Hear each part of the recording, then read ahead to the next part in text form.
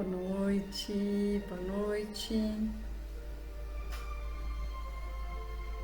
Mais uma vez aqui estamos para mais um Evangelho no Lar, como sempre fazemos todos os domingos. Vamos pegando a nossa água, acerenando os nossos corações, harmonizando os nossos pensamentos, entrando em conexão com o nosso Mestre amado Jesus, com a sua Mãe Santíssima, para rogarmos o amparo para mais esse ano que inicia, agradecendo por tudo nesse ano que passou. Boa noite, Marlene, como estás? Seja bem-vinda. Então, boa noite, Márcio, seja bem-vindo. Um feliz e abençoado 2023. São pontualmente 19 horas, como sempre fazemos, já com as nossas águas. Vamos elevar o nosso pensamento ao Mestre Jesus, agradecendo por mais esta oportunidade, por mais um ano que passou, onde vencemos muitas dificuldades, enfrentamos obstáculos e aqui estamos, te agradecendo, Mestre Jesus, e te rogando as bênçãos para mais um ano que chega. Ilumina sempre o nosso caminho, a nossa mente, o nosso coração. Te rogamos, Mestre, pelos nossos amores que estão na caminhada conosco. Abençoa todos, cada um conforme a sua necessidade. E te rogamos pelos nossos amores que partiram. Te pedimos por aqueles que se consideram nossos inimigos. Te pedimos por aqueles que muitas vezes, até sem o sabermos, magoamos e ferimos, porque ainda somos pequenos na caminhada, Mestre Jesus. Então te rogamos a coragem, a fé necessária para não nos deixarmos abater pelo desânimo, mas sim seguirmos em frente com fé, de fronte erguida, porque sabemos que Tu estás sempre pronto a nos amparar, nos fortalecer na caminhada, nos mostrar o caminho certo. Por tudo somos gratos e te convidamos, fica conosco em mais este Evangelho no Lar. Que assim seja. Nós vamos, boa noite, Luana, Adalgisa, sejam bem-vindas, Rose, a Rose Soares, a Silveira. Eu não consigo visualizar todos, mas sejam todos bem-vindos. Um 2003 muito abençoado para cada um, conforme a sua necessidade. Hoje nós vamos falar um pouquinho sobre o capítulo 16, o item 7, utilidade providencial da fortuna, que nos diz assim: se a riqueza tivesse de ser um obstáculo absoluto à salvação dos que a possuem, como poderia inferir-se de certas palavras de Jesus, se interpretadas segundo a letra e não segundo a essência? Deus, que a concede, estaria colocando nas mãos de alguns um instrumento de perdição, sem recursos. Pensamento este que repugna a razão. A riqueza, sem dúvida, é uma prova muito arriscada, mais perigosa que a miséria, devido às suas atrações, às tentações que traz consigo e à fascinação que exerce. É a excitação suprema do orgulho, do egoísmo e da vida sensual. É o mais poderoso laço que prende o homem à terra e desvia seus pensamentos do céu. Produz tal vertigem que muitas vezes vê-se aquele que passa da miséria à fortuna esquecer rapidamente sua primeira posição, esquecer os que a partilharam com ele e os que o ajudaram, tornando-se egoísta e vaidoso. Mas do fato da riqueza tornar a estrada difícil, não resulta que a torne impossível e que não possa tornar-se um meio de salvação nas mãos daquele que sabe servir-se dela. Assim como certos venenos podem devolver a saúde se empregados oportunamente e com discernimento. Então, ao contrário do que muitos de nós pensamos, a riqueza não é uma coisa fácil, é uma prova muito difícil, porque Deus concede esperando que façamos bom uso, né? De que aquele que a possui faça um bom uso dela.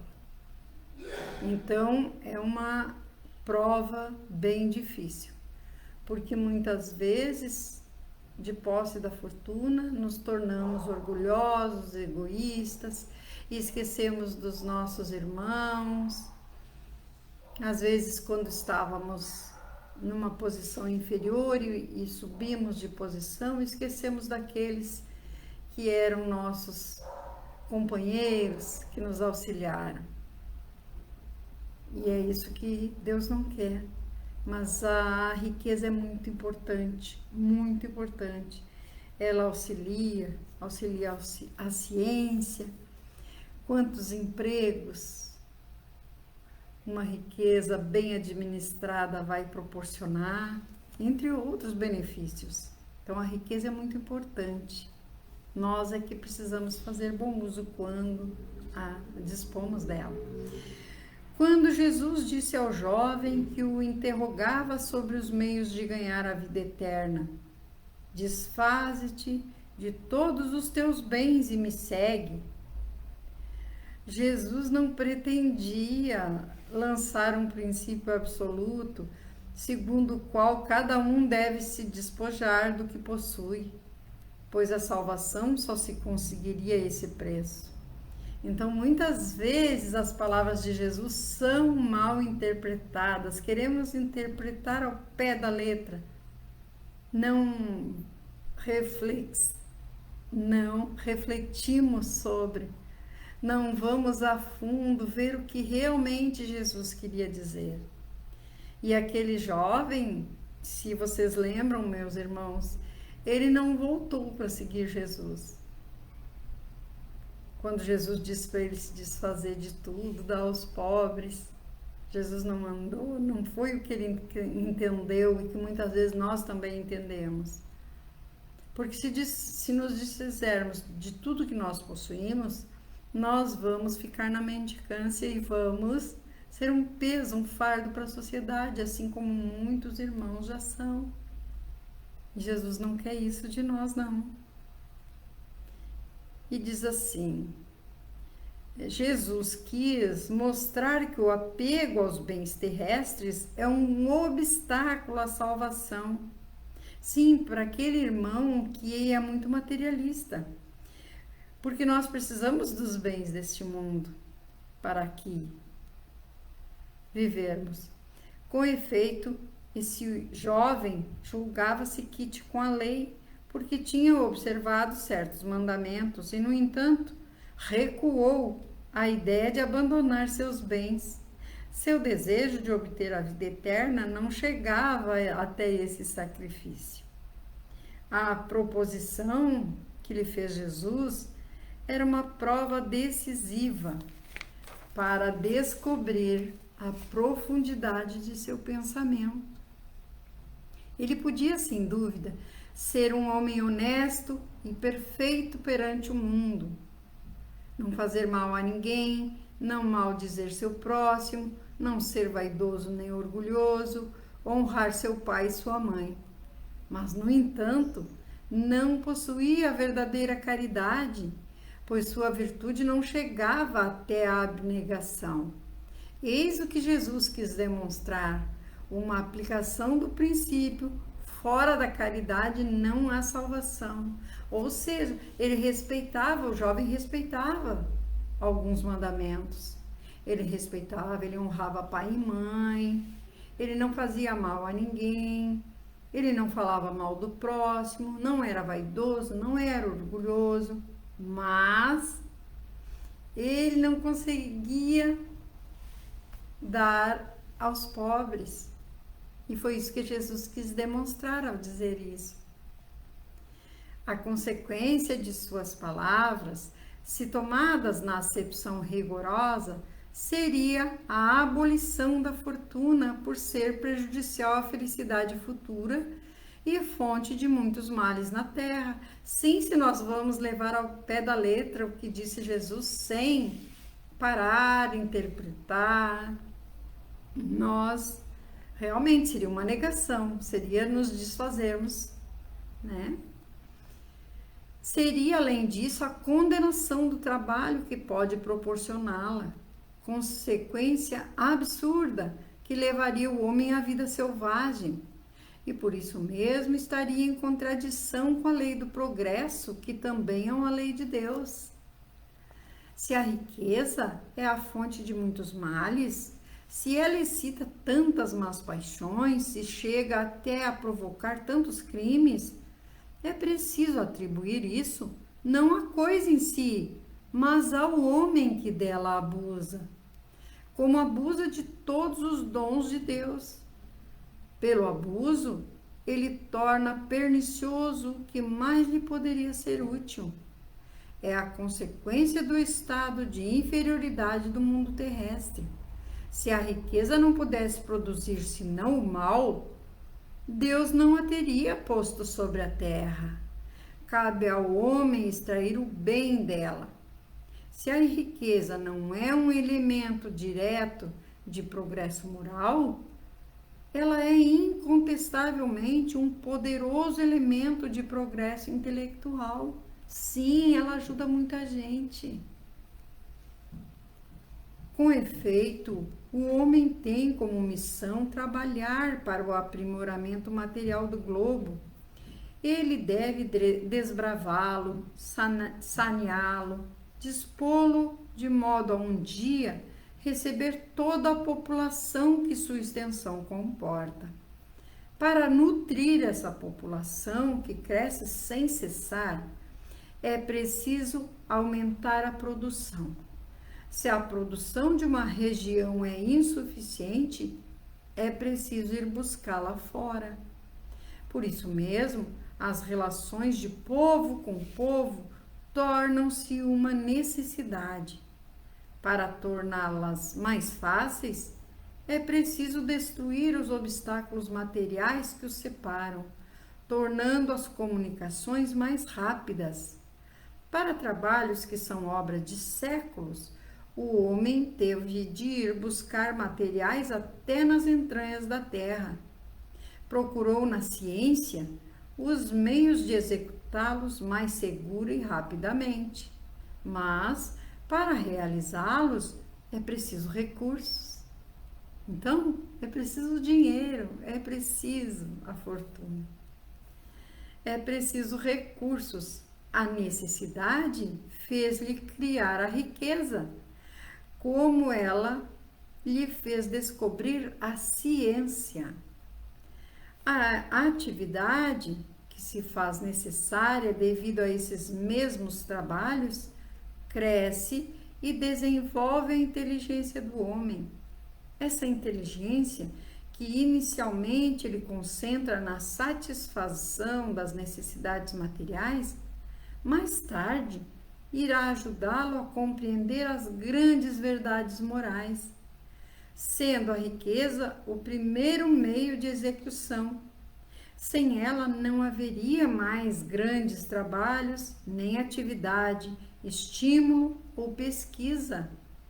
Portanto, é com razão que se considera a riqueza um elemento de progresso.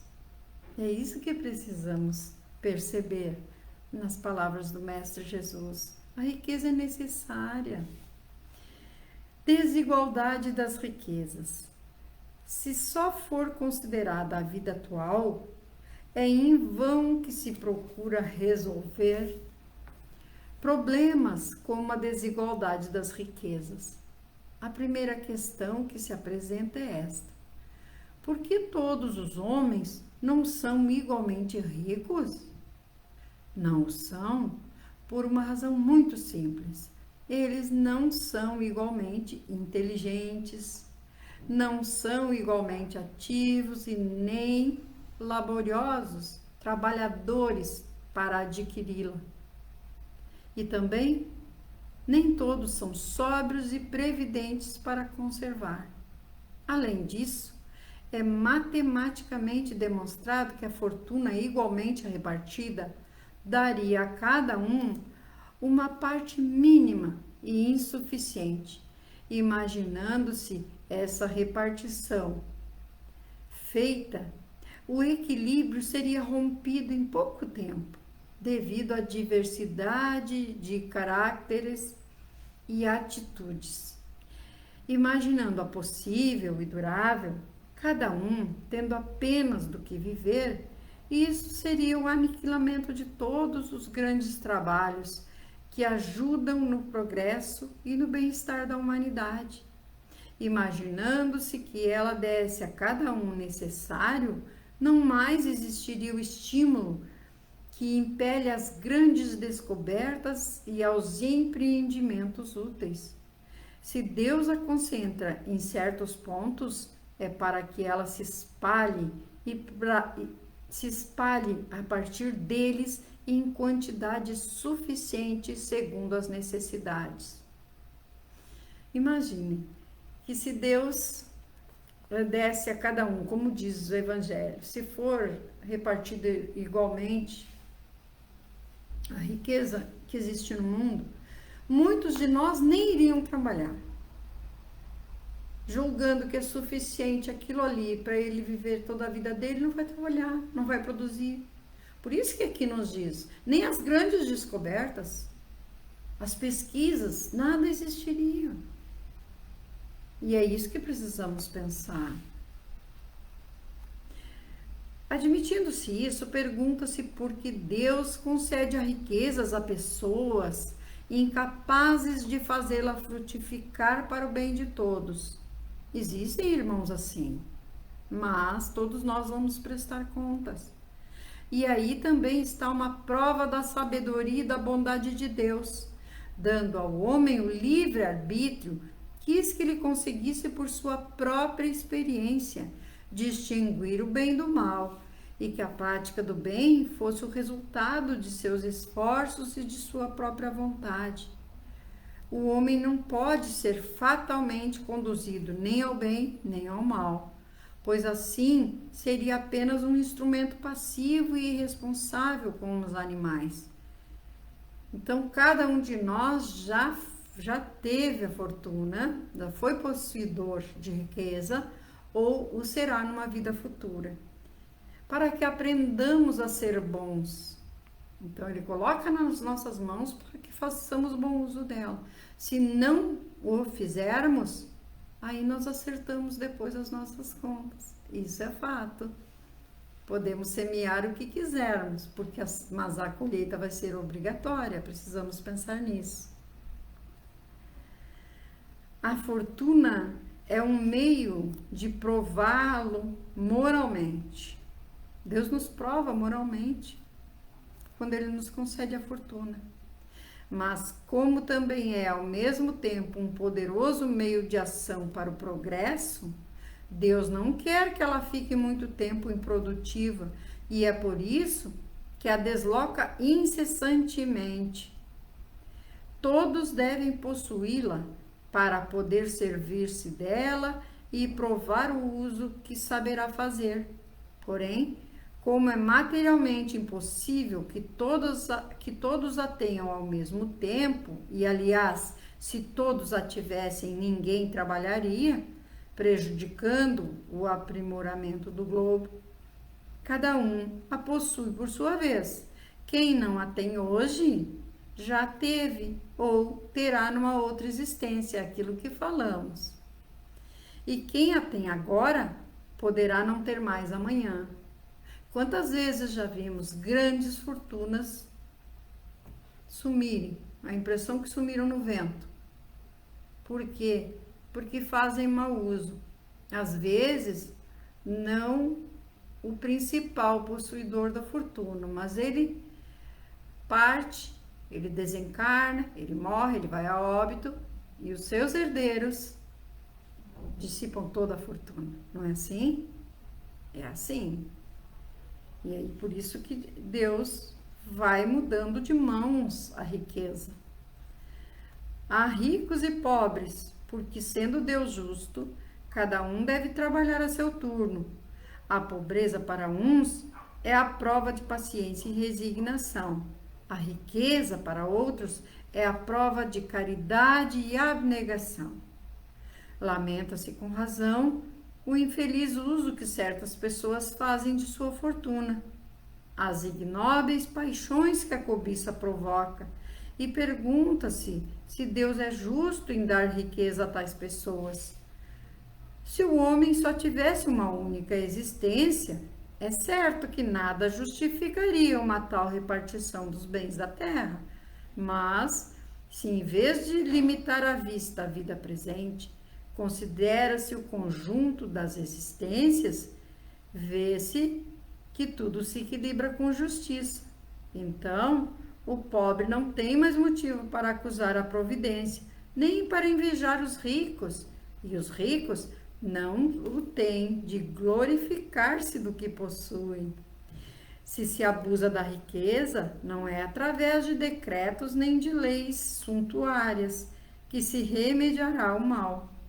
As leis podem mudar momentaneamente o exterior, mas elas não podem mudar o coração. É por isso que só tem uma duração temporária e sempre vêm seguidas de uma reação mais desenfreada. A fonte do mal está no egoísmo e no orgulho. Os abusos de toda a natureza cessarão por si mesmos quando os homens moldarem suas relações pela lei da caridade. Então precisamos compreender que Deus dá a cada um de nós a fortuna. Se não somos possuidores nessa, já fomos possuidores ou seremos numa outra existência. É aí que seremos provados moralmente. E ao contrário do que possamos pensar, a prova da riqueza, quando a riqueza vem para nós como prova, ela é mais difícil do que a da miséria, do que a da pobreza, porque ela nos traz tentações, ela nos traz paixões, ela nos traz o desejo de querer mais e mais, e muitas vezes esquecendo de auxiliar os nossos irmãos que estão carentes de auxílio. E nos diz assim o roteiro sistematizado: é a riqueza instrumento de perdição do homem? A riqueza em si mesma não. Ela não constitui obstáculo à salvação do homem, pois sendo Deus infinitamente justo e misericordioso, não colocaria em suas mãos algo que o arruinasse. Então a atitude é nossa, não é de Deus. Deus foi bom conosco. E o que nós estamos fazendo com a bondade dele? Com aquilo que ele nos proporcionou? Se a riqueza somente males houvesse de produzir, Deus não a teria posto na terra. Compete ao homem fazê-la produzir bem. Mas por que a riqueza, como ressaltou Jesus várias vezes, dificulta a salvação do homem? Porque estimula o egoísmo, favorece a vaidade, exacerba os apetites sensuais e o apego aos bens materiais, desviando o homem das coisas do espírito. A riqueza é o supremo excitante do orgulho, do egoísmo e da vida sensual. É o laço mais forte que prende o homem à terra e lhe desvia do céu os pensamentos. Sendo o oposto da riqueza, pode-se concluir que a miséria é prova fácil que conduz à salvação?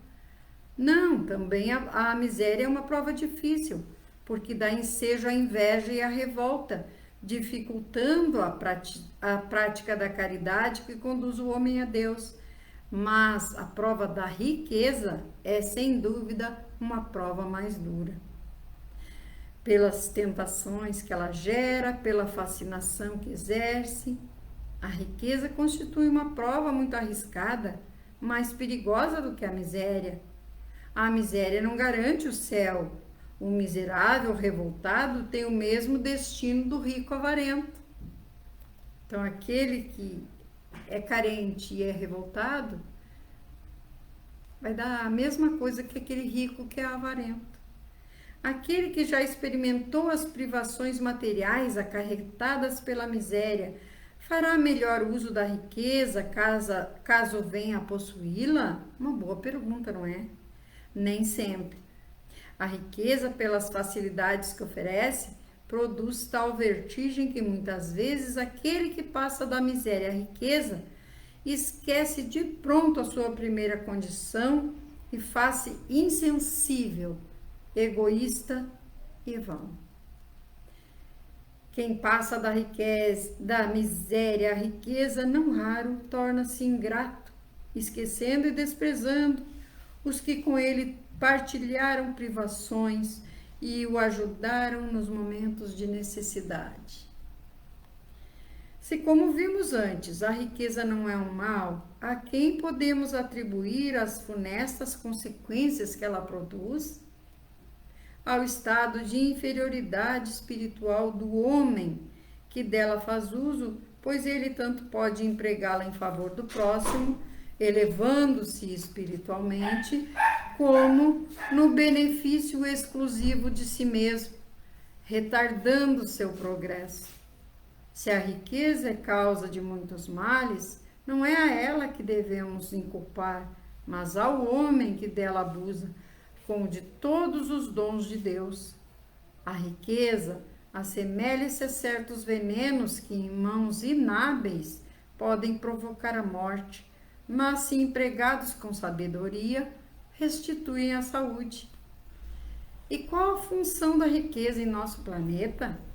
Oferecer ao homem os recursos necessários ao progresso material e à satisfação das necessidades de seus habitantes. O homem tem por missão trabalhar pela melhoria material do planeta, desobstruí-lo, saneá-lo, dispô-lo para receber um dia toda a população que a sua extensão comporta e alimentar essa população que cresce incessantemente. Na tarefa de promover o progresso material da Terra, não basta ao homem o auxílio da ciência?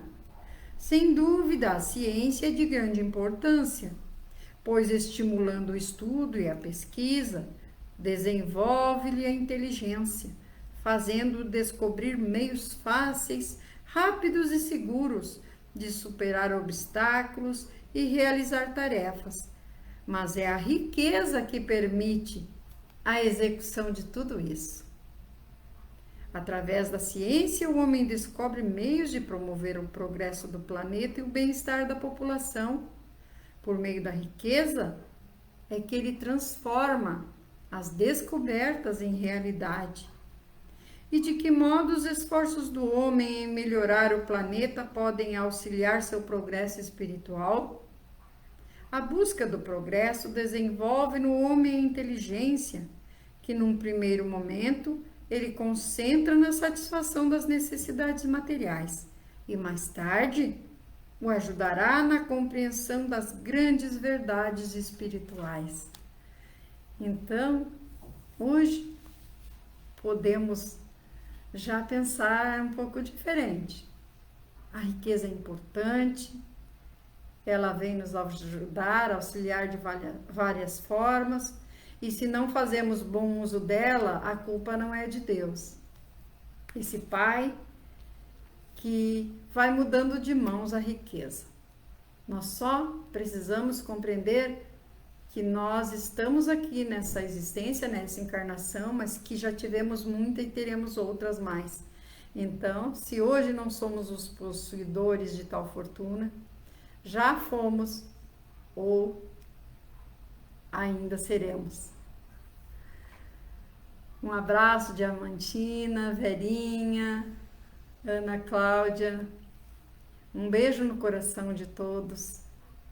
Lembrando que sempre temos o atendimento fraterno pelo Messenger, temos as irradiações diárias que nós colocamos nos grupos e também enviamos pelo WhatsApp para quem assim o desejar, basta deixar o número no Messenger para mim. Nomes de pessoas que estão enfermas, depressão, doenças físicas, também anotamos os nomes, fazemos irradiações.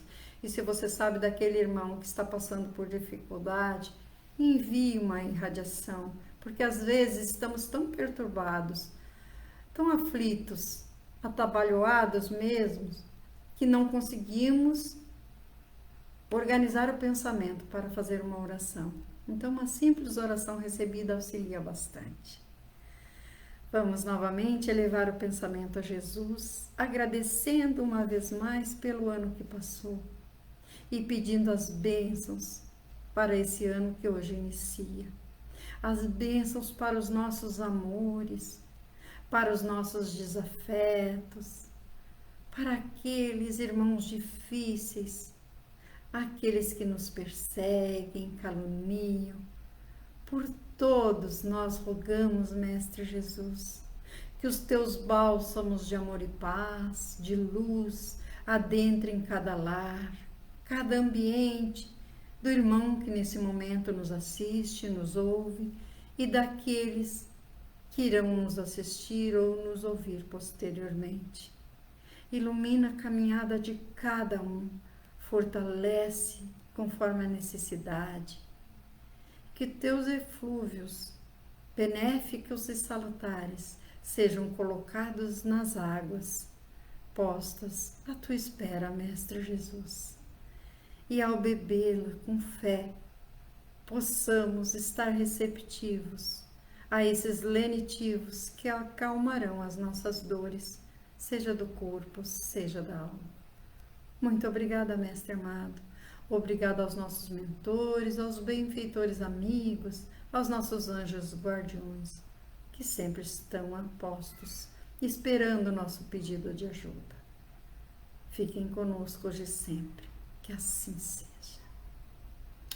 Até o próximo domingo, se Jesus permitir.